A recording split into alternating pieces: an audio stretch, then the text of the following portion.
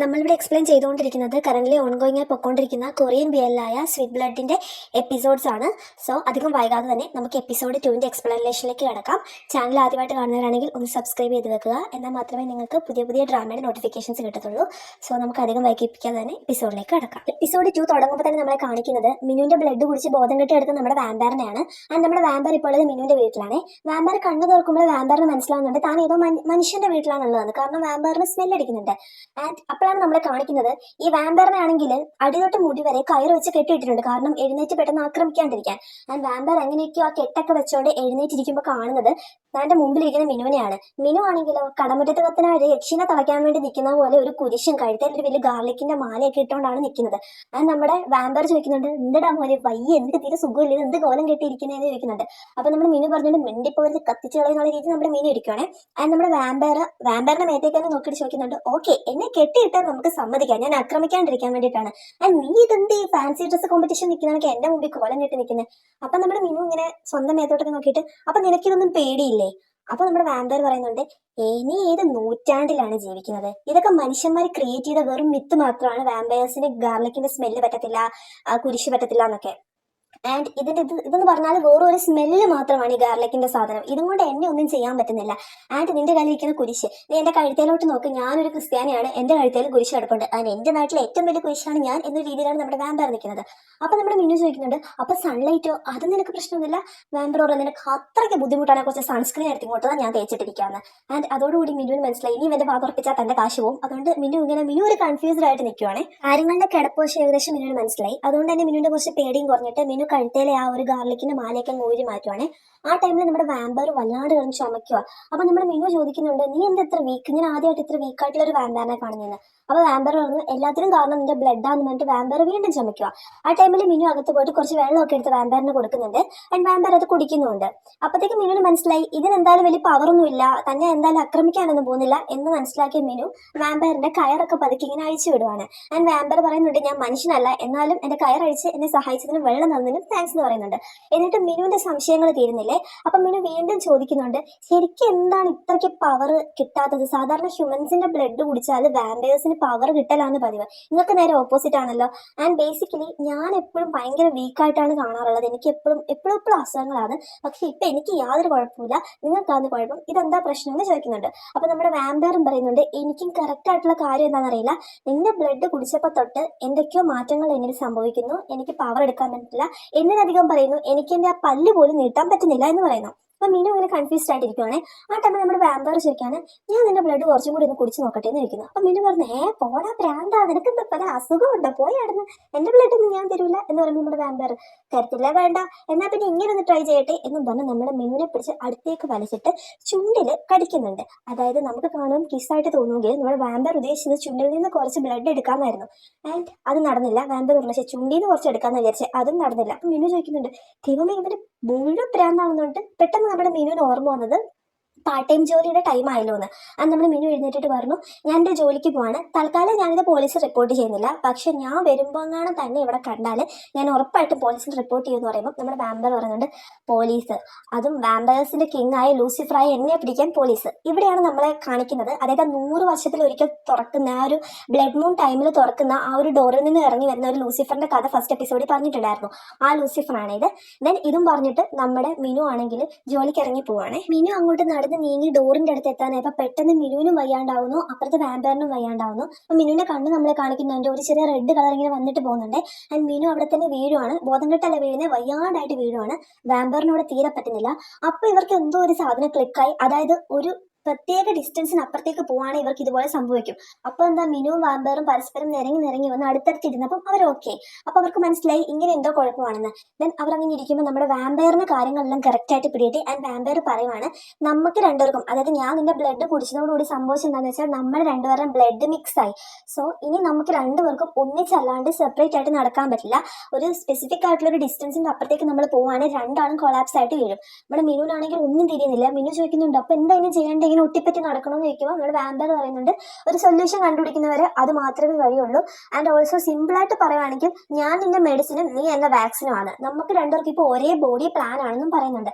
And നമ്മുടെ മെനുവാണ് ദൈവമേ ഈ വഴിയെ പോകുന്ന വള്ളികളെല്ലാം കറക്റ്റ് എങ്ങനെ എൻ്റെ തലയിൽ തന്നെ വീഴുന്നു എന്നുള്ള രീതിയിൽ പറയുവാണ്. അപ്പോൾ നമ്മുടെ വാമ്പയർ പറയുന്നുണ്ട് അപ്പോൾ എൻ്റെ അവസ്ഥയോ, എൻ്റെ ജീവിതത്തിൽ ആദ്യമായിട്ട് എൻ്റെ വാമ്പയർ കരിയറിൽ എനിക്ക് ഇത്ര വലിയൊരു നാണക്കേടില്ല, ഒരു ഹ്യൂമൻ്റെ ബ്ലഡ് കുടിച്ചിട്ട് എനിക്ക് ഇത്ര വയ്യാണ്ടാവുക എന്നും പറഞ്ഞിട്ട് ഇവർ പരസ്പരം പഴിചാരിക്കൊണ്ടിരിക്കുകയാണ്. എൻ്റെ ആ ടൈമിൽ മിനു പറയുന്നു അപ്പം ഇനി ഒരൊറ്റ വഴിയുള്ളൂ അല്ലേ, നമുക്കിങ്ങനെ ഒന്നിച്ച് നടക്കണം അല്ലേ. വാമ്പർ പറഞ്ഞു അതെ ആ ഒരൊറ്റ വഴിയുള്ളൂ. ആൻഡ് മിനു പറയുന്നു ഓക്കെ ഞാൻ സമ്മതിച്ചു, പക്ഷെ ഒരു കണ്ടീഷൻ, നമ്മളൊരു 3 മീറ്റർ അകലായിരിക്കും നടക്കുക, എനിക്ക് വയ്യ ആൾക്കാരെ കൊണ്ട് റൂമർ പറയിപ്പിക്കാമെന്ന്. ആ ടൈമിൽ നമ്മുടെ വാമ്പർ പറഞ്ഞിട്ട് ഓ നീ ഒരു വല്ലാത്ത ജാതി തന്നെയെന്ന് പറഞ്ഞാൽ നീ ഒരു യുണീക്ക് ആയിട്ടുള്ള ഹ്യൂമൻ എന്ന് പറയുമ്പോൾ നമ്മുടെ മിനുവും വിട്ടു കൊടുക്കുന്നില്ല, നീ അങ്ങനെ വലിയ വ്യത്യാസമൊന്നുമില്ല എന്ന് നമ്മുടെ വാമ്പറിനോട് പറയാണ്. ആൻഡ് അവർ രണ്ടുപേരും പരസ്പരം എഗ്രി ചെയ്തിട്ട് നമ്മുടെ മിനു പറയുവാണ് ബാ എനിക്ക് ജോലിക്ക് പോകുന്ന സമയം നമുക്ക് പോകാമെന്ന് പറയുവാണ്. ദെൻ വാമ്പറും പോകുന്നുണ്ട്.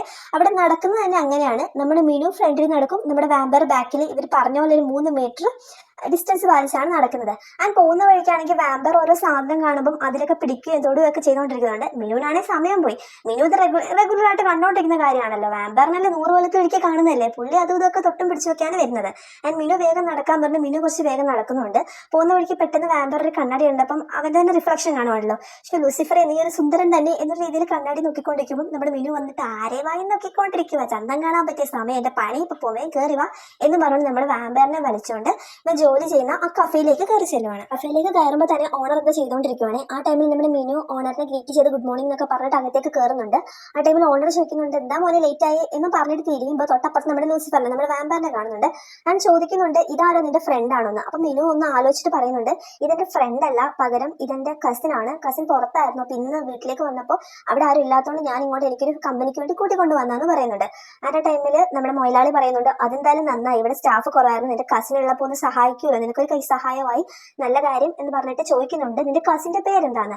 ആ ടൈമിൽ പെട്ടെന്ന് നമ്മുടെ ലൂസിഫർ പറയുന്നുണ്ട് ഐ എം എ വാമ്പയർ എന്ന് പറയുമ്പോൾ പെട്ടെന്ന് നമ്മുടെ മിനു എന്റെ വാ പൊത്തിയിട്ട് പറയുന്നുണ്ട് കസിന്റെ പേര് ജുൻ എന്നാണ്. അപ്പൊ നമ്മുടെ വാമ്പയർ പറയുന്നുണ്ട് ജുന്നോ, എന്റെ പേര് ലൂസി, ലൂസിഫറിന്റെ ലൂസി എന്ന് വരുമ്പോഴത്തേക്കും നമ്മുടെ ഇവൻ പറഞ്ഞിട്ട് മിണ്ടാണ്ടിരുന്നോ, നീ ജുന്ന് അത് മതി, വസുമതി അത് മതി എന്ന് പറഞ്ഞത് ജുൻ അത് മതി അവിടെ ഇരുന്നോ എന്ന് പറഞ്ഞിട്ടുണ്ട്. അപ്പം നമ്മുടെ വാമ്പർ ജുന്നെങ്കിൽ ജുന്ന് ഓക്കെ. ആൻഡ് നമ്മുടെ ഓണർ ആണെങ്കിൽ ആ മോനെ നൈസ് ടു മീറ്റ് യു എന്ന് പറഞ്ഞ കൈ കൊടുക്കുമ്പോൾ നമ്മുടെ വാമ്പർ കൈ കൊടുക്കുന്നില്ല. ദൂരെ ഒരു കൈ അകലം ദൂരെ നിന്നുള്ള വർത്താനമൊക്കെ മതി എന്നുള്ള രീതിയിൽ നമ്മുടെ വാമ്പർ നിൽക്കുക. ആ ടൈമിൽ നമ്മുടെ ഓണർ ചോദിക്കുന്നുണ്ട് നമ്മുടെ മിനുവിനോട് എന്താണ് നിന്റെ കസിൻ ഇങ്ങനെ, ഇത് എന്തൊരു അഴുക്ക സ്വഭാവം. ആ ടൈമിൽ നമ്മുടെ വാമ്പർ പറഞ്ഞിട്ട് എനിക്ക് അഴുക്ക സ്വഭാവമാണ്, എനിക്കും അഴുക്ക സ്വഭാവമാണ്.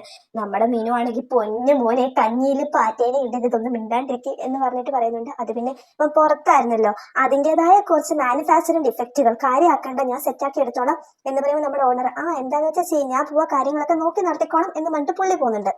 എന്നിട്ട് പുള്ളി പോയ പാടെ നമ്മുടെ മിനു ആണെങ്കിൽ നമ്മുടെ വാമ്പറിനോട് പറഞ്ഞിട്ട് എൻ്റെ പൊന്നു മോനെ എൻ്റെ ജോലി കളയരുത്, എനിക്ക് നിന്നോട് അത് മാത്രമേ പറയാനുള്ളൂ, നമ്മുടെ കാര്യങ്ങളെല്ലാം സെറ്റായി കഴിഞ്ഞ് നീ പൊടിയും തട്ടി നിന്റെ വാമ്പർ വേൾഡിലേക്ക് പോകും, ഇവിടെ കിടന്ന് കഷ്ടപ്പെടുന്ന ഞാനാണ്, അതുകൊണ്ട് പണി കളയരുത്, മിണ്ടാണ്ട് എൻ്റെ കൂടെ വന്ന് നിന്നു.